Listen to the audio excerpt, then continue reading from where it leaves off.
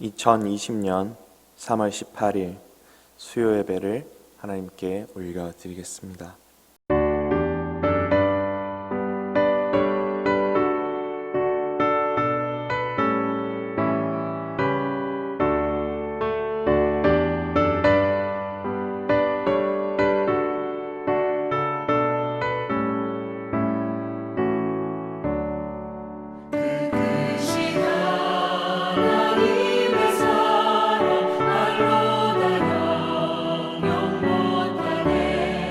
저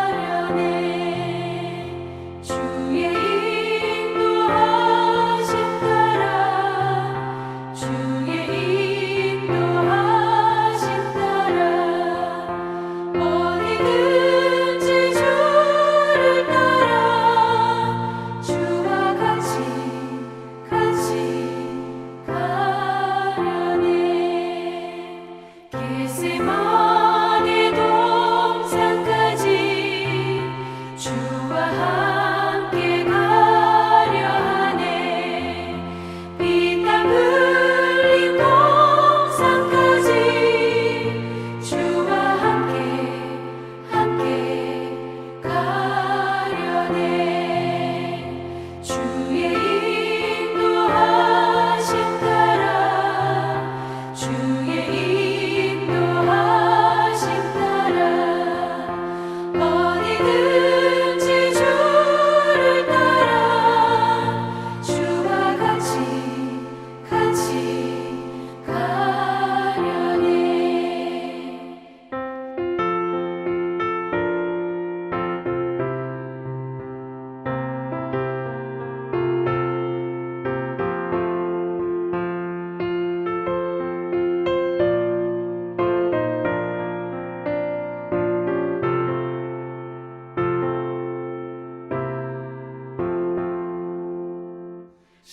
심판하실 자리까지 주와 함께 가려 하네. 심판하실 자리까지 주와 함께 가려네. 주의 인도하심 따라 주의 인도하심 따라 어디든지 주를 따라 주와 같이 가려네. 주가 크신 은혜 내려 나를 항상 돌보시고 크신 영광 보여주며 나와 함께 가시네. 주의 인도하심 따라 주의 인도하심 따라 어디든지 주를 따라 주와 같이 가려네.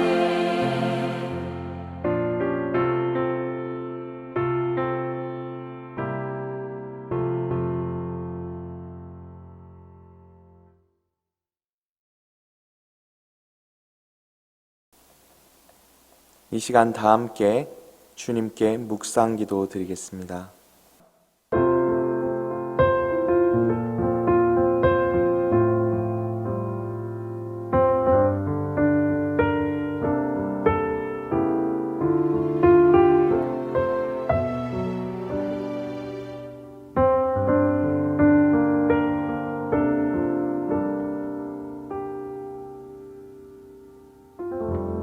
오늘 우리에게 주시는 하나님의 말씀은 에스겔 3장 18절에서 19절 말씀입니다.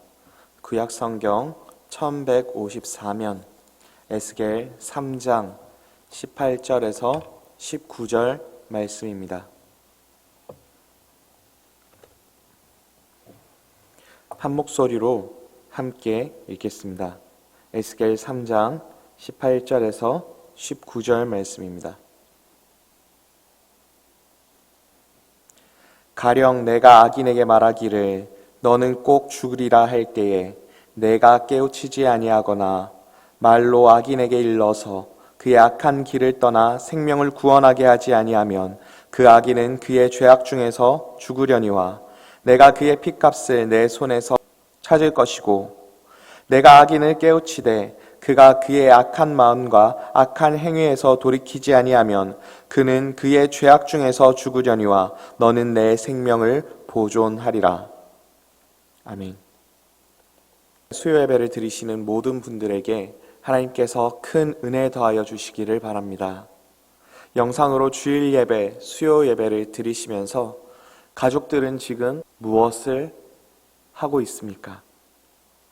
함께 영상을 보고 들으면서 예배를 드리는 가족들도 있을 것이고 예배를 꼭 드려야겠다는 마음이 없이 다른 일을 하면서 귀로만 듣는 이들도 있을 것이고 뭘 그렇게 보냐고 그게 재밌냐고 못마땅하게 여기는 가족들도 있을 것입니다.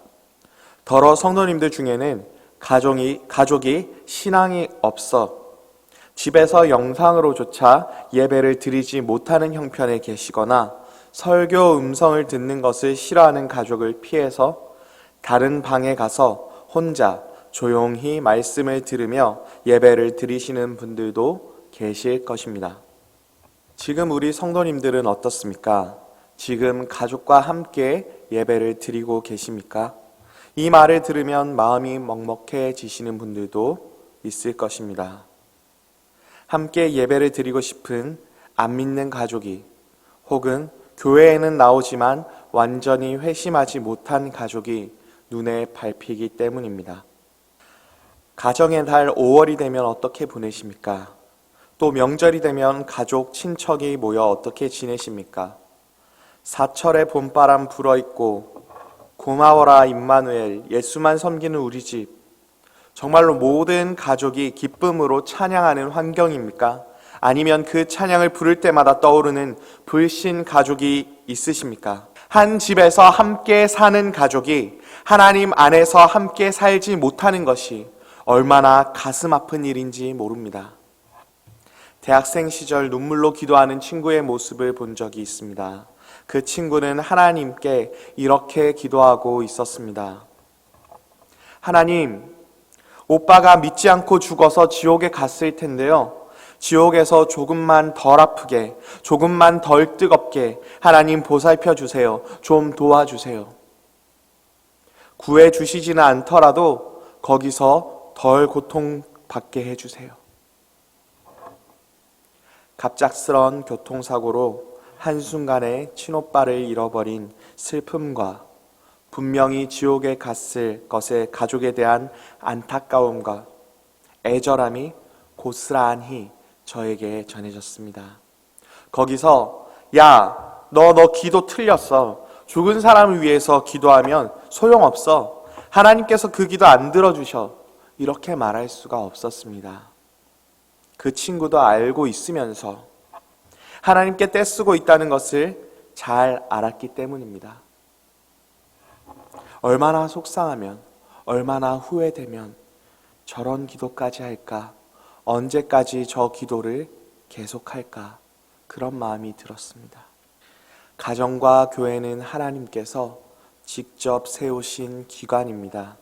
하나님께서는 직접 세우신 가정과 교회를 너무나 사랑하십니다. 가정이 교회처럼 하나님 안에서 온 가족이 하나가 되어 예배드리기를 원하십니다. 목회자가 없는 교회를 한번 생각해 보시기 바랍니다. 예배 드리고 싶은데 예배를 인도할 목사님이 없는 교회 성도들은 얼마나 불쌍합니까? 우리 가정도 영적 지도자가 없이 덩그러니 방치되어 있다고 생각해 보십시오. 가정 예배는커녕 신앙으로 가족사를 결정하는 것이 아니라 말씀과 전혀 상관없이 살아가는 가정은 얼마나 불행한 모습입니까? 가정을 영적으로 이끌어갈 사람이 꼭 필요합니다. 물론 가장인 아버지가 그 역할을 감당하면 가장 좋을 것입니다. 하지만 하나님께서는 꼭 가장을 먼저 믿게 함으로 가정 복음화를 이루지는 않으십니다. 함께 영상을 보시겠습니다.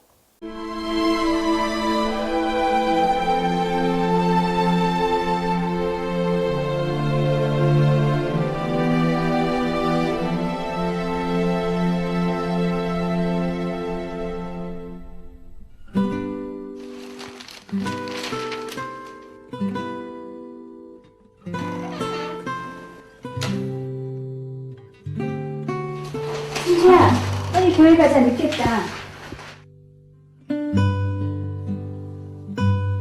아빠, 나랑 같이 교회 가요. 아빠 바빠. 다음에 같이 가자. 알았지?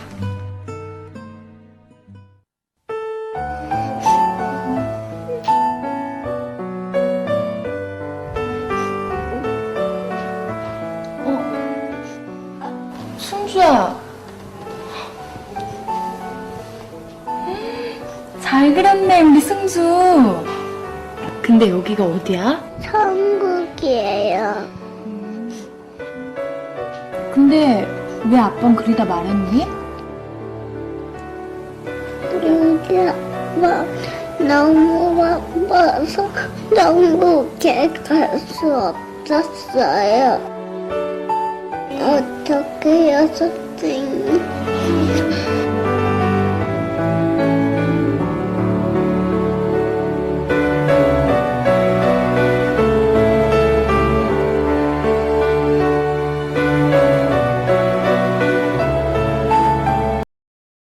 아버지가 먼저 회심하고 가족들을 신앙으로 이끄는 경우도 있지만 남편은 냉담한데 아내가 먼저 예수님을 믿기도 하고 또 어린 자녀가 먼저 믿는 경우도 있습니다. 이런 경우에 누가 그 가정을 영적으로 돌보고 이끌어 가야 하겠습니까? 그런 짐을 누가 지겠습니까? 바로 예수님을 먼저 믿은 사람입니다. 예수님의 십자가의 은혜를 먼저 깨달은 사람입니다. 그 사람이 바로 가정을 위해 가장 많이 헌신해야 하는 사람입니다. 믿지 않는 가족 가운데 먼저 하나님의 구원의 은혜를 경험하고 다른 식구보다 더 많은 은혜를 받은 사람에게는 그만큼의 더 큰 책임이 있습니다. 하나님께 은혜 받은 우리는 불신 가족을 하나님께로 이끌어야 하는 매우 중요한 사명을 받은 사람들입니다. 먼저 믿은 우리가 불신 가족을 내버려 두고서 믿지 않는 저들이 저절로 하나님께 돌아올 것을 마냥 기다리는 것은 잘못된 것입니다. 가족인 나 말고 다른 어떤 사람이 우리 가족에게 복음을 전해주어서 하나님께 돌아올 것이라는 기대를 하고 있다면 그것은 마땅한 태도가 아닙니다. 가족 구원에 부름받은 사람은 많은 희생을 치러야 합니다. 그렇게 가족 구원을 위하여 치르는 수고와 고생이 뼈아프다 할지라도 우리가 먼저 받은 그 십자가 은혜에 비하면 아무것도 아닙니다. 언젠가 하나님께 돌아오게 될 가족 구원에 비하면 정말 아무것도 아닙니다. 7년 전에 신대원에서 공부할 때 용인 강남병원 응급실에 간 적이 있습니다. 실려간 것은 아니고요. 승용차 조수석에 앉아서 갔습니다. 새벽 예배에 가다가 빗길에 넘어져서 그 벌집 모양으로 생긴 그 배수구에 무릎이 찍혀서 바지 한쪽이 피로 다 젖어 버렸습니다. 새벽 시간대라 수술받기 위해 응급실에 가야 했습니다. 응급실 병상에 앉아서 수술을 기다리는 동안 급한 환자가 앰뷸런스에 실려왔습니다. 40대로 보이는 아저씨 한 분이 들것에 뉘어오셨고 의사와 간호사들이 일제히 모여들었습니다. 부인으로 보이는 아주머니도 뒤따라 들어왔습니다. 심장마비였습니다. 전기 충격으로 심장을 뛰게 하려고 몇 차례 시도하였으나 잘 되지 않았습니다. 기다려도 심장이 뛰지 않고 숨을 쉬지 않자 의사는 사망 선고를 내렸습니다. 옆에 있던 아주머니는 그 말을 듣고 그 자리에서 주님 하면서 반쯤 주저앉았습니다. 가까스로 일어나서는 남편의 손을 매만졌습니다. 그러다가 의사의 옷자락을 붙잡고 간절히 부탁했습니다. 선생님, 다시 한 번만 더 해보세요. 여기 보세요. 아직 손이 따뜻하잖아요. 아직 안 죽었다고요. 난처해하는 의사에게서 간호사들은 부인을 떼어내면서 매정하게 말했습니다. 돌아가신 지 얼마 안 되어서 그렇지 조금만 지나면 차갑게 될 거예요. 그 모습을 지켜보면서 저는 그 응급실에 함께 있는 것이 참 죄송했습니다. 민망했습니다. 부끄러웠습니다. 저렇게 심각하게 생명이 위독한 사람들이 오는 곳인데 하는 생각도 들었습니다. 물론 저도 아파서 왔고 계속 피가 나고 있고 곧이어 열 한 반을 꿰매는 수술을 해야 했지만 돌아가신 그분을 보면서 아무 말도 할 수 없었습니다. 아픔을 한순간 완전히 잊었습니다. 생명을 잃은 그 앞에서 저의 상처는 너무나 작고 부끄럽기만 하였습니다. 민망하였습니다. 내 문제, 내 사정이 급해서 믿지 않는 가족들을 돌보지 못한다고요? 그 사람 영혼의 심장이 멎어가는 상태라도 그렇게 말할 수 있을까요? 그 가족의 영혼이 심장마비 상태라도 그렇게 말할 수 있을까요? 그렇게 미룰 수 있을까요? 내 사정이 더 급해서 안 된다고 할 수 있을까요? 피가 식어가고 있는데, 온기를 잃어가고 있는데 그 영혼들을 그냥 내버려 둘 수 있나요? 피가 흘러내리고 있는 지금 내 사정이 급하다고 아프더라도 생명의 문제 앞에서는 내 아픔은 아무것도 아니거든요. 내 사정은 아무것도 아니거든요. 생명이 죽어가는데 그것 앞에서 내가 아프다고, 내가 힘들다고, 내 사정이 더 급하다고 말 못하거든요. 내 상황은 죽음의 문제 앞에는 부끄럽고 작은 문제거든요. 지금 죽어가는 사람이, 아니 그대로 두면 확정적으로 영원한 지옥 심판을 당할 사람이, 당하게 될 사람이 눈앞에 있는데 어떻게 그렇게 태평할 수 있을까요? 그러면 안 되거든요. 그냥 두면 확실히 죽는다니까요. 이미 그 영혼은 죽어 있는데 그 영혼 제발 좀 살려달라고, 하나님 살려달라고, 생명의 주인이신 하나님, 영혼을 살리실 수 있는 유일하신 분 하나님, 제발 좀 다시 봐달라고, 제 가족 살려달라고, 제 남편 살려달라고, 제 자식 살려달라고, 부모님 살려달라고 하나님 붙잡아야죠. 다시 한 번만 치료해달라고, 다시 한 번만 더 봐달라고 붙잡고 사정해 봐야죠. 왜 안 그러세요? 우리는 왜 안 그럴까요? 지금 당장 죽지 않는다고 생각하니까, 아직 시간이 많이 있다고 생각하니까, 아직 시간이 남았다고 생각하니까 근거 없는 여유죠. 근거 없는 확신이죠. 오랫동안 살다가 수명이 닿을 때쯤까지는 괜찮을 거라고. 왜 그렇게 우리는 교만할까요? 왜 그렇게 우리는 어리석을까요? 왜 우리가 마치 수명을 다 아는 것처럼 그렇게 착각하며 살아갈까요? 하나님만 아시는 것 아니에요? 하나님 외에는 한 치 앞도 알 수 없는 것이 우리 인생인데, 그런 인생을 우리는 너무 무사태평하게 살아갑니다. 우리 가족들, 지금 영혼들이 죽어 있는데, 사단의 종으로 살고 있는데, 매일 그것을 보면서, 바라보며 살면서도 아무 감각이 없습니다. 아무 슬픔이 없습니다. 안타까움이 없습니다. 어쩌면 그 죽어 있는 가족의 영혼들보다 더 죽어 있는 것은 우리 마음인지도 모릅니다. 디모데전서 5장 8절에서 누구든지 자기 친족, 특히 자기 가족을 돌보지 아니하면 믿음을 배반한 자요 불신자보다 더 악한 자니라.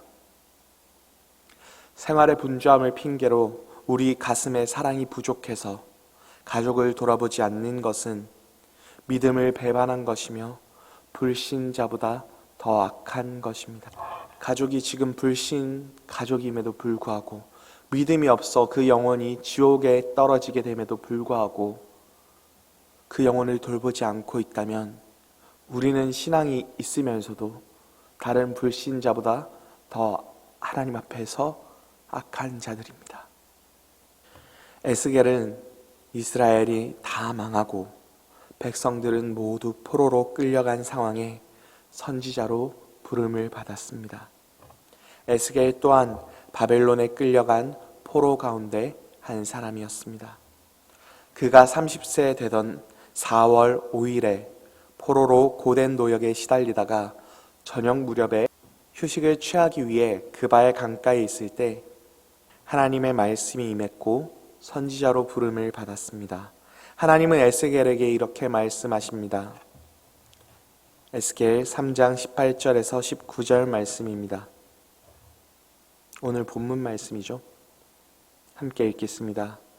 가령 내가 악인에게 말하기를 너는 꼭 죽으리라 할 때에 내가 깨우치지 아니하거나 말로 악인에게 일러서 그의 악한 길을 떠나 생명을 구원하게 하지 아니하면 그 악인은 그의 죄악 중에서 죽으려니와 내가 그의 핏값을 내 손에서 찾을 것이고 내가 악인을 깨우치되 그가 그의 악한 마음과 악한 행위에서 돌이키지 아니하면 그는 그의 죄악 중에서 죽으려니와 너는 내 생명을 보존하리라. 내가 나의 뜻을 그들에게 충분히 전해도 그들이 돌이키지 않는 것은 모르거니와 내가 나의 말을 전하지 않아서 그들이 무지 가운데 멸망한다면 너 역시 그 책임을 피할 수 없을 것이다. 나는 그들의 핏값을 내 손에서 찾을 것이다. 하나님께서 죄중에 있는 이스라엘을 두고 에스겔에게 하셨던 이 말씀은 지금 불신 가족과 함께 있는 우리에게 하신 말씀입니다. 함께 있는 가족들에게 복음을 분명히 전해서 불신의 죄를 깨닫게 하지 못하면 우리에게 책임을 물으시겠다는 하나님의 엄중한 경고입니다. 가족 구원을 위해서 가져야 할 자세를 성경 인물들을 통해 알아보겠습니다. 먼저 아브라함입니다. 소돔과 고모라 성을 심판하기 전에 아브라함은 하나님 앞에 간절히 매달립니다. 그곳에 살고 있는 사랑하는 조카 롯까지 함께 심판받을 것을 생각하니 마음이 급박했습니다. 그 성의 의인 50명을 찾으면 어찌하시겠습니까? 그 성의 의인 50명을 찾으면 어찌하겠습니까? 하는 그 기도는 45, 40, 30, 20, 10명까지 내려가게 됩니다.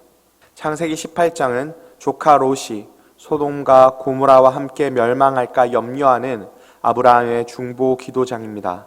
가족을 위해 두렵고 떨리면서도 감히 하나님께 조금만 더 봐달라고, 조금만 더 적어도 용서해 달라고 간절히 기도하는 장입니다. 창세기 19장 29절 말씀입니다.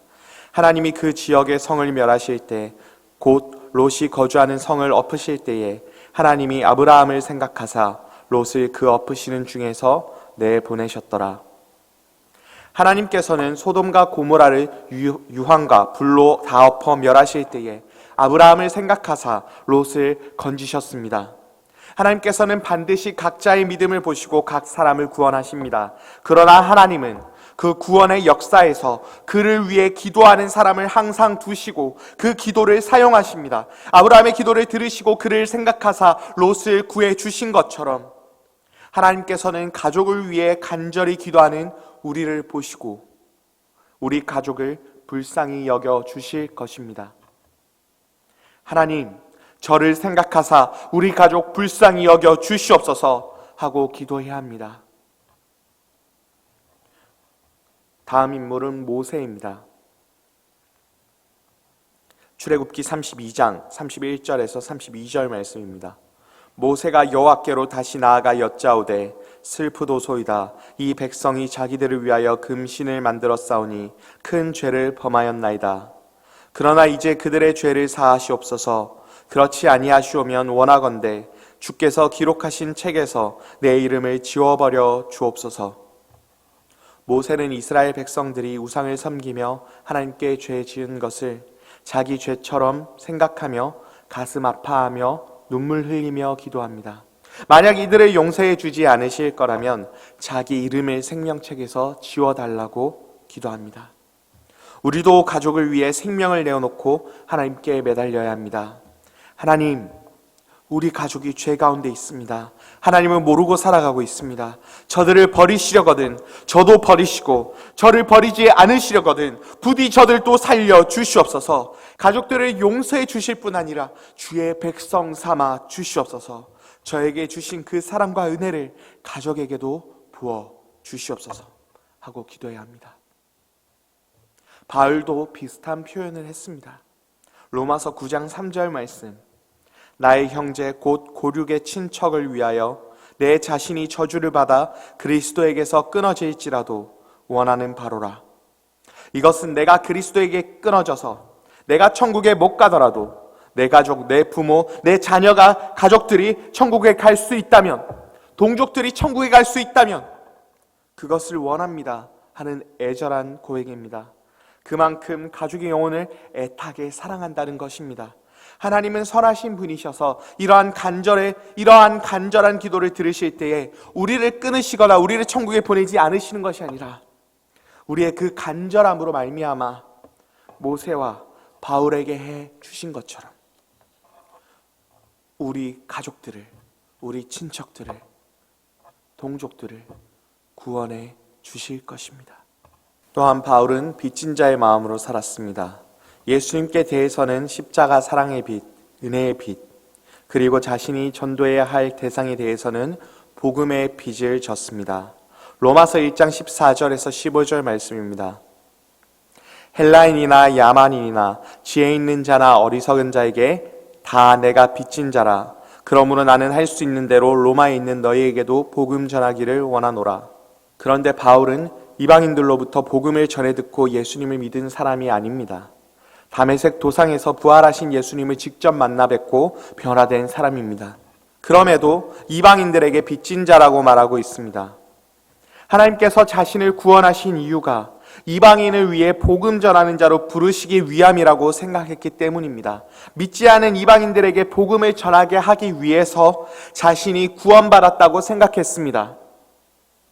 만약 저 이방인들이 없었다면, 복음을 전해 들어야 하는 저들이 없었다면, 하나님께서 나를 저들을 위해서 복음 전하는 자로 부르시지 않으셨다면 자신은 영영 구원받지 못했을 것이고 끝까지 예수를 핍박하는 자로 살다가 죽었을 것이라는 것입니다. 그래서 하나님께서 이 바울에게 소명을 주시고 이방인들에게 복음을 전하게 하기 위해서 자신을 구원해 주시고 변화시켜 주시고 회심시켜서 사명을 주셔서 이방인들에게 복음 전하는 자로 세우셨기 때문에 그 복음 전하는 자로 세우게 하시기 위한 그 대상, 이방인들이 있기에 자신이 구원받았다라고 생각하고 있습니다. 때문에 이방인들에게 자신은 빚진 자라는 것입니다. 우리를 먼저 믿게 하신 것이 가족 구원을 원하시는 하나님의 뜻일 수 있습니다. 우리는 가족들, 친척들에게 복음의 빚진 자들입니다. 하나님께서 우리를 먼저 믿게 하신 것은 저 가족들을 구원하라는 하나님의 뜻이 그것에 담겨 있을 수 있습니다. 하나님께서는 우리 가정에 선교사로, 전도자로 우리를 세우셨습니다. 창세기 50장 20절 말씀 다 같이 보겠습니다. 당신들은 나를 해하려 하였으나 하나님은 그것을 선으로 바꾸사 오늘과 같이 많은 백성의 생명을 구원하게 하시려 하셨나니. 에스더 4장 14절 말씀입니다. 내가 왕후의 자리를 얻은 것이 이때를 위함이 아닌지 누가 알겠느냐 하니 요셉처럼 에스더처럼 이때를 위함이니이다 하고 우리에게 주신 가족 구원, 영혼 구원의 사명을 발견하시고 깨달으시기 바랍니다. 불신 가족을 위해서 덕이 되는 삶을 보이고 기도하고 전도해야 하는 것을 우리가 알고 있지만 구체적으로 어떻게 하면 좋을지 몇 가지 소개하겠습니다. 가족을 단순히 전도 대상자로 여기지 마시기 바랍니다. 가족을 향한 깊은 사랑을 가져야 합니다. 가족을 향해 복음을 가지고 나아갈 때 그 마음에 품은 사랑은 진실해야 합니다. 전도하기 위해서 사랑하는 척 해서는 안 됩니다. 다른 사람들은 속일 수 있어도 함께 나고 자란 형제들과 부모님과 자녀들은 속일 수 없습니다. 진심으로 그 가족을 위해 기도하고 다른 목적으로 대하는 것이 아니라 진실한 사랑으로 대해야 합니다. 우리가 복음을 전하고 전도할 때 걸림돌이 되는 것이 무엇이냐면 복음을 전해 듣는 대상자들이 저 사람이 나에게 잘해주는 것은 전도하려고 하는 거야. 교회에 데려가려고 하는 거야. 저 사람이 믿는 그 종교로 나를 바꾸려고 하는 거야. 라는 마음이 있으면 마음이 닫혀버립니다. 특히 가족들의 경우도 이것의 예외가 아닙니다. 우리가 가족들에게 전도하려고 그들에게 더 잘해주고 더욱더 애쓸 때에 우리가 진실한 마음으로 사랑하는 마음으로 그들에게 잘해주어야지 너를 교회 데려가려고 하려고 너를 교회에 데려가기 위해서 내가 이 선물 주는 거야. 너를 교회에 데려가려고 내가 이번에 이렇게 잘해주는 거야 라는 마음이 들게 하면 그 가족 전도의 문이 막힙니다.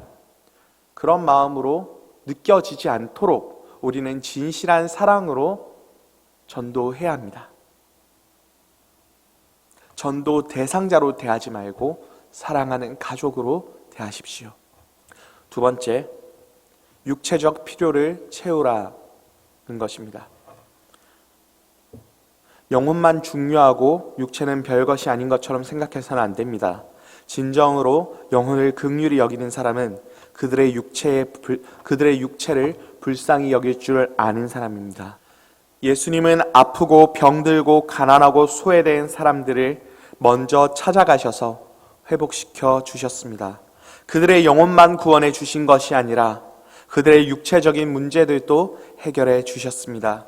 우리 가족들을 전도할 때도 가족과 친척들의 경제적인 형편을 돌보아야만 합니다. 우리가 물질로 돕는다고 해서 그것이 그들을 구원에 이르게 하는 것은 아니지만 그들의 마음을 열어주고 삶에 대해 새 소망을 줄 수 있습니다. 많이 가져서 나를 도와주는 것이 아니라 비록 가진 것이 넉넉하지는 않지만 있는 힘껏 나를 도와주는 참 고마운 가족이구나 하는 생각을 갖도록 만들어야 합니다. 심신이 병약할 때 특별히 더 신경 써서 도와야 할 것입니다. 물질뿐만 아니라 간병으로도 최선을 다해 도와야 합니다. 세 번째, 짧고 분명한 복음을 준비하는 것입니다. 우리는 믿지 않는 가족이 우리 안에 있는 소망에 대해 물을 때에 대답할 말을 준비하며 살아야 합니다. 베드로전서 3장 15절 말씀입니다.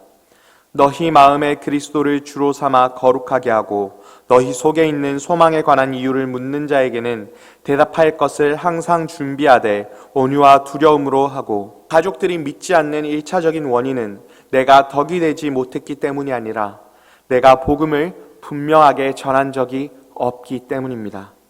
전하지 않았기 때문입니다. 쑥스러워서, 남사스러워서, 평소에 사랑한다는 말도 잘 못하는데 교회에 가자고 하는 게 사랑한다고 하는 것만큼이나 부끄러워서 교회 한번 가보자 라고 겨우 이야기는 했지만 예수님이 누구신지 분명하게 이야기한 적은 없기 때문입니다. 그러나 진정한 복음은 예수 그리스도가 죄인인 우리를 위해서 십자가에서 죽으시고 다시 살아나셨다는 사실을 분명하게 전하는 것입니다. 그들이 궁금할 때가 반드시 옵니다. 마음을 열 때가 반드시 옵니다. 궁금해하는 그 순간, 마음을 여는 그 순간 복음을 전할 수 있어야 합니다. 그들은 우리에게 배우려고 노트를 들고 받아 적는 학생이 아닙니다. 너무 긴 이야기나 어려운 이야기를 듣는 것을 원치 않습니다.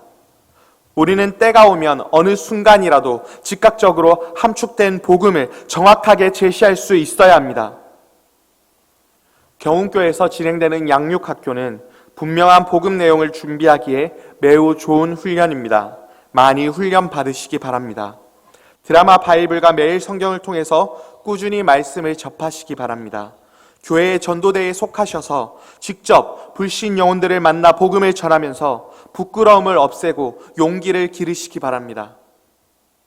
매해마다 교회에서 진행되는 오이소 모임을 전도를 위한 프로그램으로 적극적으로 활용하시고 가족들을 그 오이소 모임에 초청하도록 그렇게 품고 기도하시고 준비하시기 바랍니다.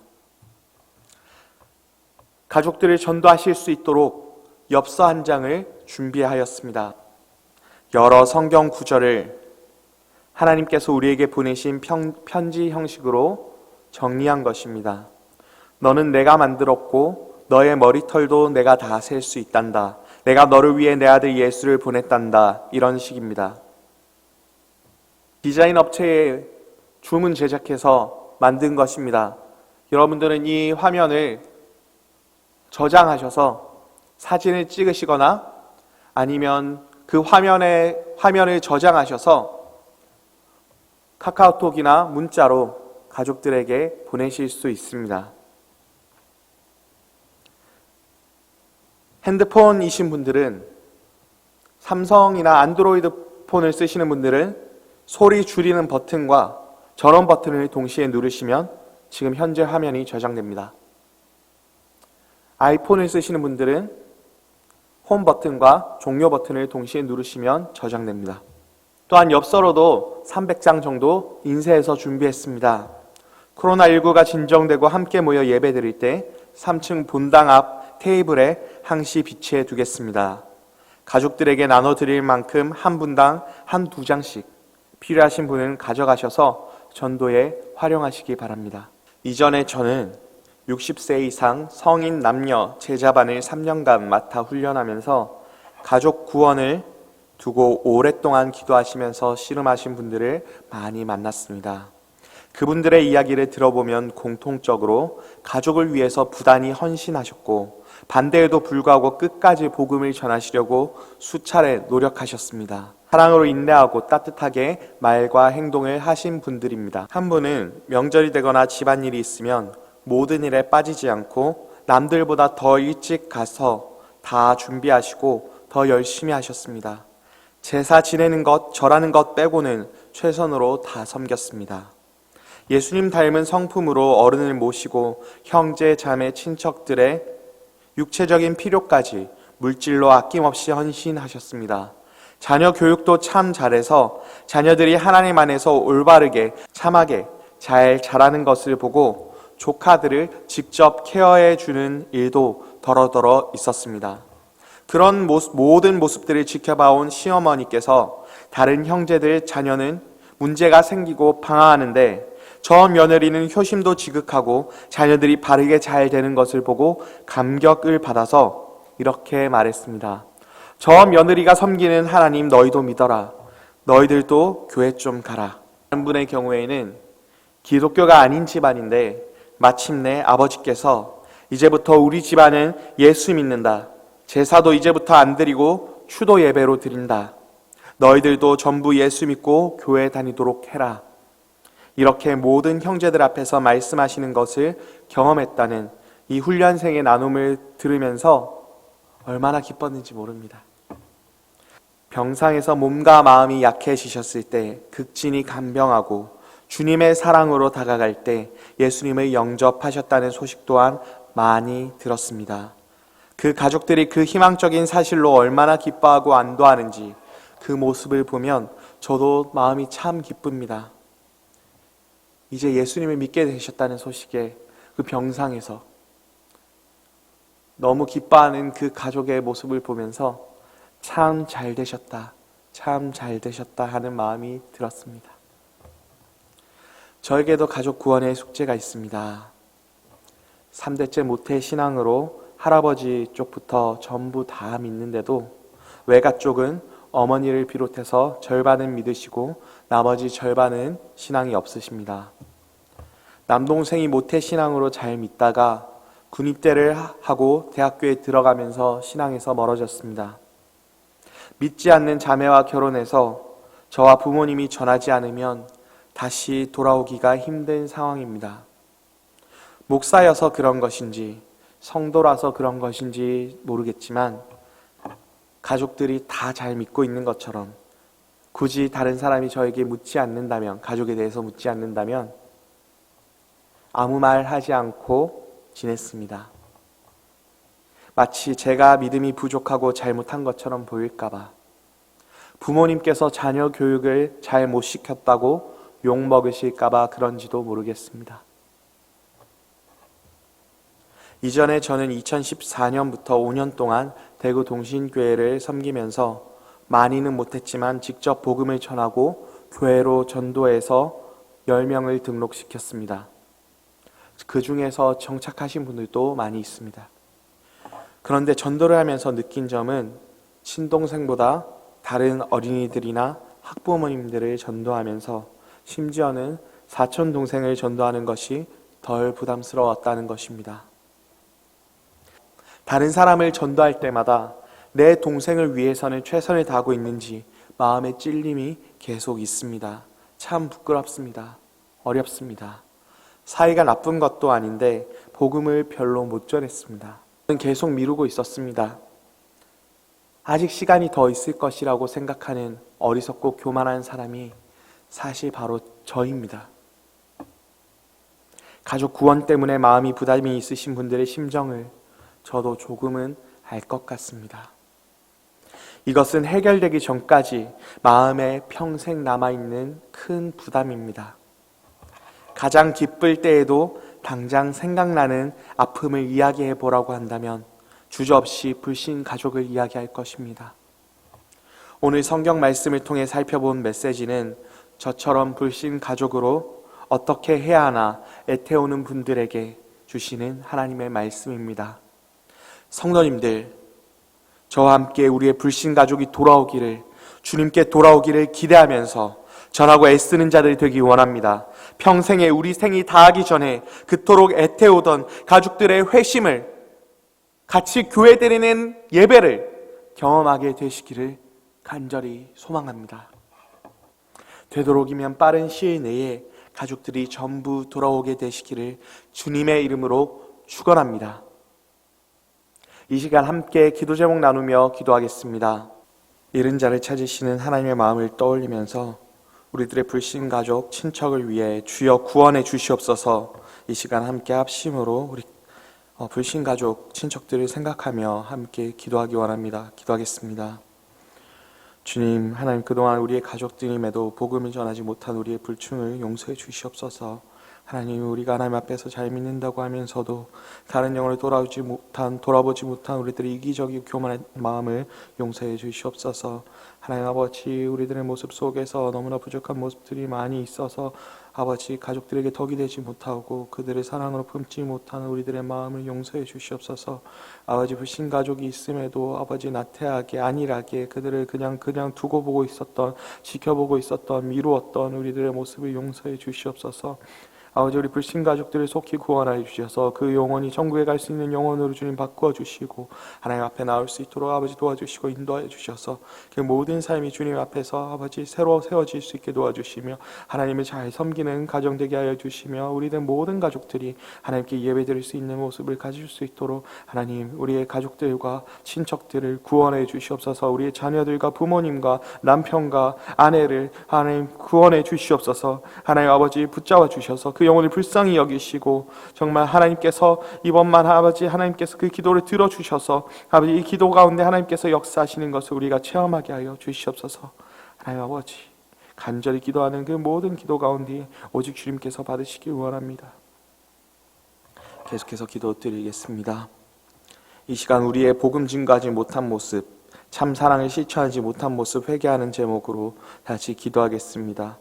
우리가 가족들에게, 친척들에게 복음을 증거하지 않고 있었던 모습들, 또 우리가 참 사랑을 실천하지 못한 모습들 하나님께 하나하나씩 다 토로하면서 회개하도록 하겠습니다. 기도합니다.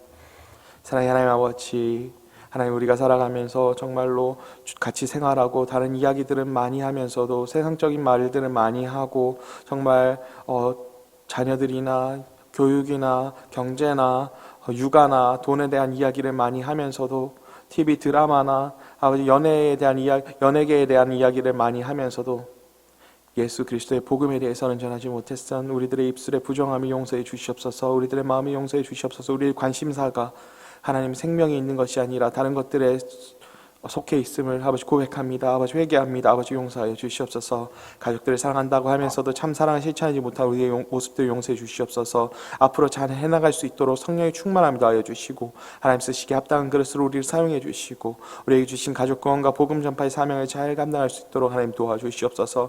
하나님 참 사랑으로 가족들을 섬기게 하여 주시고 그들을 대할 때에 하나님 우리는 모든 모습들을 하나님 주님 앞에 아뢰며 아버지 앞에 엎드릴 수 있도록 도와주시며 하나님 더욱더 아버지 가족들을 사랑으로 섬길 수 있도록 하나님 우리의 모습들을 회개하오니 아버지 바꾸어 주시옵소서. 마지막으로 코로나19로 고통받는 우리 전 세계를 치유하여 주시옵소서.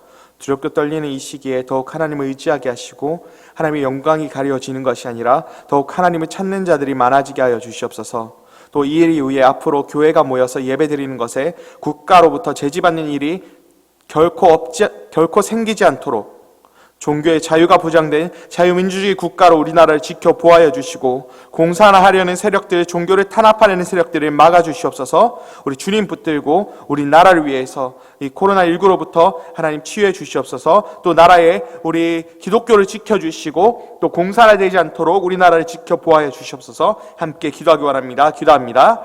살아계신 하나님 아버지, 우리나라를 불쌍히 여겨주셔서 하나님께서 세우신 아버지께서 아버지 신앙으로 세우신 우리 이 나라를 주님께서 끝까지 유지시켜 주시고 하나님 앞에 나가게 하여 주시며 하나님 아버지 코로나19가 빨리 치유되게 하여 주시고 또 전 세계로 퍼지고 있는데 모든 세계들이 하나님 빨리 이것에서 벗어날 수 있도록 하나님께서 치유가 이루어질 수 있도록 도와주시옵소서. 하나님 온전히 회복되게 하여 주시며 아버지 예배가 정상화될 수 있게 도와주시며 우리가 모일 수 있게 도와주시며 모여서 기도할 수 있게 도와주시며 하나님 아버지 각 상황 가운데에서도 하나님 붙들고 기도하는 자들이 많이 세워지게 하여 주시며 전 국민이 하나님께 예배하고 기도할 수 있게 도와주시옵소서. 하나님 아버지 우리나라가 공산화되지 않도록 아버지 결코 그렇게 되지 않도록 도와주시며 종교의 자유를 보장받는 나라 되게 하여 주시며 하나님 아버지 이번 일로 통해서 모여서 예배 드리는 것이 방해받지 않도록 국가로부터 제지되는 일 없도록 종교의 탄압이 이루어지지 않도록 하나님께서 끝까지 붙잡아 주시고 우리나라가 하나님 앞에서 예배드리는 아버지 선교 국가 되게 하여 주시옵소서.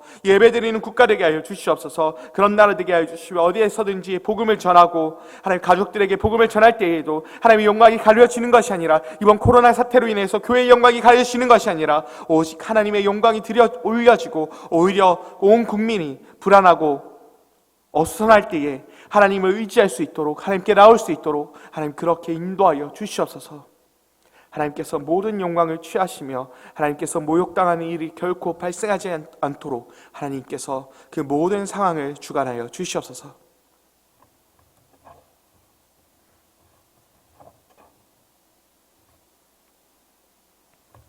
사랑이 많으신 하나님, 부족하고 보잘것없는 죄인인 우리를 받아주신 하나님의 큰 사랑에 감사합니다. 우리를 먼저 믿게 하신 그 은혜에 감사합니다. 우리가 하나님을 잘 믿는다고 하면서도 가족과 친척들에게도 복음을 열심히 전하지 못한 불충을 용서해 주시옵소서. 가족 구원과 복음 전파의 사명을 주셨사오니 복음의 빚진 자로 사명을 잘 감당하게 해 주시옵소서. 하나님이 주인이심을 깨닫고 창조주 하나님께 전심으로 예물을 드리오니 기뻐 받아주시고 감사 제목 위에 갑절의 은혜를 부어 주시옵소서. 예수님의 이름으로 기도드립니다. 아멘. 함께 복음송 아버지 당신의 마음이 있는 곳에 찬양을 영상 가사를 보시면서 다 같이 부르시겠습니다.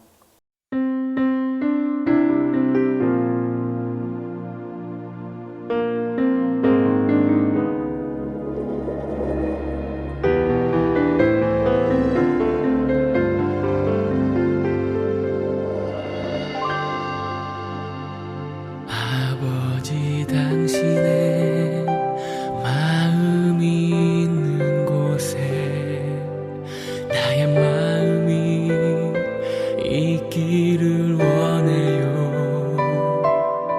아버지 당신의 눈물이 고인 곳에 나의 눈물이 고이길 원해요. 아버지 당신이 바라보는 영혼 내게 나의 두 눈이 향하길 원해요. 아버지 당신이 울고 있는 어두운 땅에 나의 두 발이 향하길 원해요.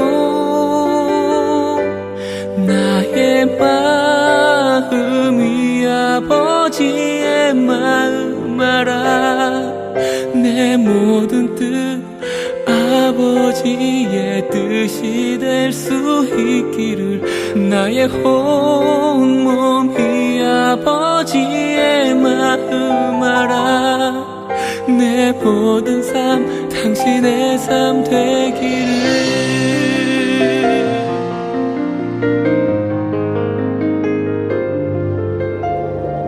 아버지 당신의 마음이 있는 곳에 나의 마음이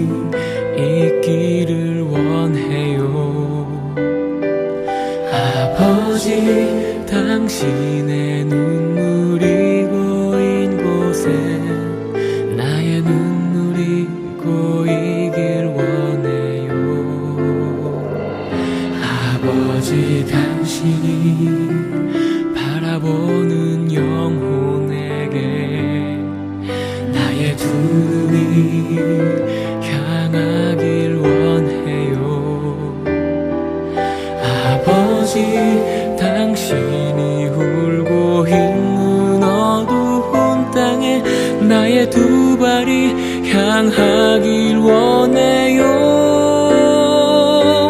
나의 마음이 아버지의 마음 알아. 내 모든 뜻 아버지의 뜻이 될 수 있기를. 나의 온몸이 아버지의 마음 알아. 내 모든 삶 당신의 삶 되기를. 나의 마음이 아버지의 마음 알아. 내 모든 뜻 아버지의 뜻이 될 수 있기를. 나의 온몸이 아버지의 마음 알아. 내 모든 삶 당신의 삶 되기를. 내 모든 삶 당신의 삶 되기를.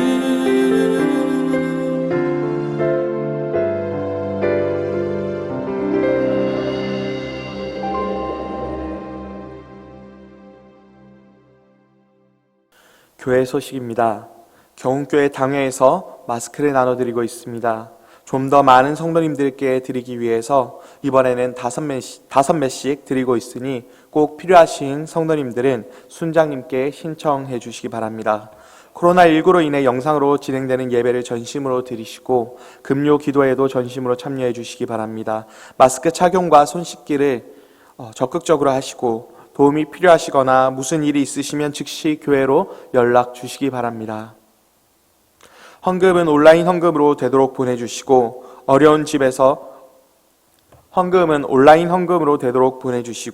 어려운 경우에 집에서 헌금을 모아두셨다가 예배 모일 때에 가져오셔서 드리시기를 바랍니다. 늘 하나님 은혜 안에서 평안하시기를 소망합니다. 주기도문으로 수요 예배를 마치겠습니다. 하늘에 계신 우리 아버지여, 이름이 거룩히 여김을 받으시오며 나라의 임하옵시며 뜻이 하늘에서 이룬 것 같이 땅에서도 이루어지이다.